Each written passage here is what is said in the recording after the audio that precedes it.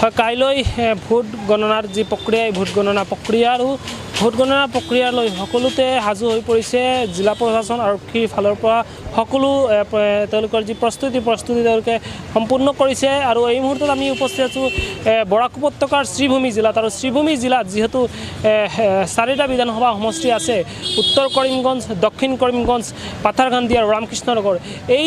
4টা বিধানসভা সমষ্টিৰ যি ভোট গণনাৰ যি প্ৰক্ৰিয়া এই ভোট গণনা প্ৰক্ৰিয়া পতা হ'ব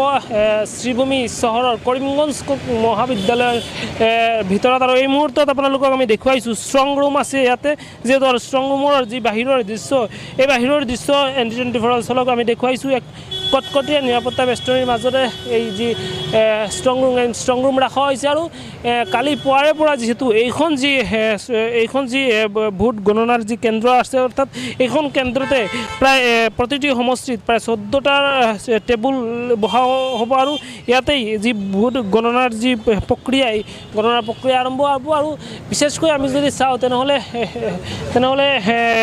এইখন যি উত্তৰ কৰিমগঞ্জ সমষ্টি কিংবা দক্ষিণ কৰিমগঞ্জ সমষ্টি আৰু পাথাৰকান্দি আৰু ৰামকৃষ্ণনগৰ এই যি সমষ্টি এই সমষ্টিৰ মাজত বিশেষকৈ যুঁজ থকা সমষ্টি হৈছেগৈ উত্তৰ কৰিমগঞ্জ কিয়নো উত্তৰ কৰিমগঞ্জৰ যিগৰাকী প্ৰাৰ্থী অৰ্থাৎ সুব্ৰত ভট্টাচাৰ্য এই সুব্ৰত ভট্টাচাৰ্য আৰু কংগ্ৰেছ প্ৰাৰ্থী জাকাৰিয়া আহমেদ তেওঁৰ মাজত যি যুঁজ এই যুঁজ কিন্তু ইতিমধ্যে 50-50 অৰ্থাৎ 50-50 হ'ব বুলি এক সকলোতে চৰ্চা চলি আছে আৰু এই মুহূৰ্তৰ যি দৃশ্য এই দৃশ্য আপোনালোকক আমি দেখুৱাইছোঁ একেবাৰে কটকটীয়া নিৰাপত্তা বেষ্টনী গঢ়ি তোলা হৈছে আৰক্ষীৰ লোকসকল আছে আৰক্ষীৰ লোকসকলক মোতায়েন কৰা হৈছে BSF সকলো মোতায়েন কৰি ৰখা হৈছে আৰু কাইলৈৰ দিনটোত এই যি ঠাই আছে আপোনালোকক আমি দেখুৱাম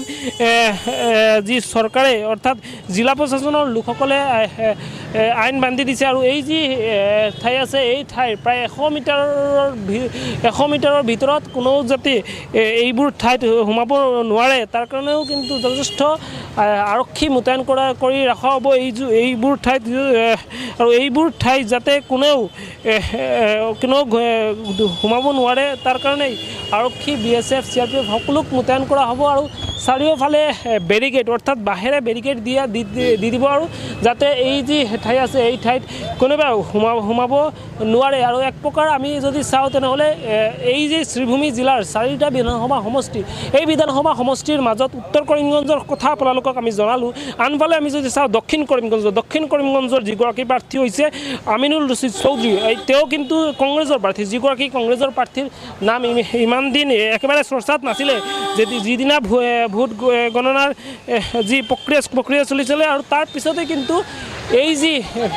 দক্ষিণ কৰিমগঞ্জত কংগ্ৰেছৰ যিগৰাকী প্ৰাৰ্থী এই কংগ্ৰেছৰ প্ৰাৰ্থীৰ নাম আগফালে আহি গৈছে আৰু আনফালে যদি চাওঁ তেনেহ'লে পাথাৰকান্দিৰ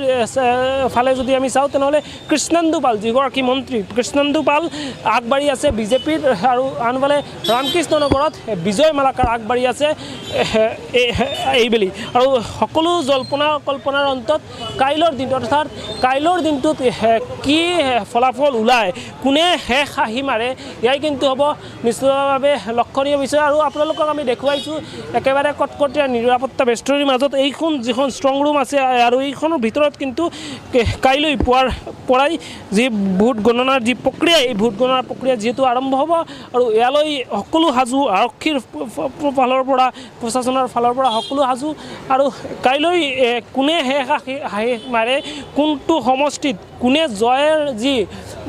কিতাপ এই জয়ৰ কিতাপ পায় এয়াই কিন্তু হ'ব লক্ষণীয় আৰু আপোনালোকক আমি এই মুহূৰ্তৰ যি দৃশ্য এই দৃশ্য আমি দেখুৱালোঁ শ্ৰীভূমি কৰিমগঞ্জ কলেজ মহাবিদ্যালয়ৰ যি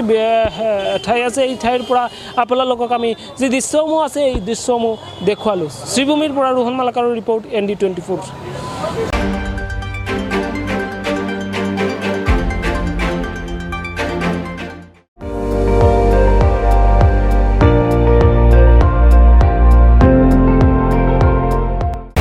আপুনি চাই আছে ND24 সৰ্বশ্ৰেষ্ঠ নহয় সৰ্বোত্তমৰ দৌৰ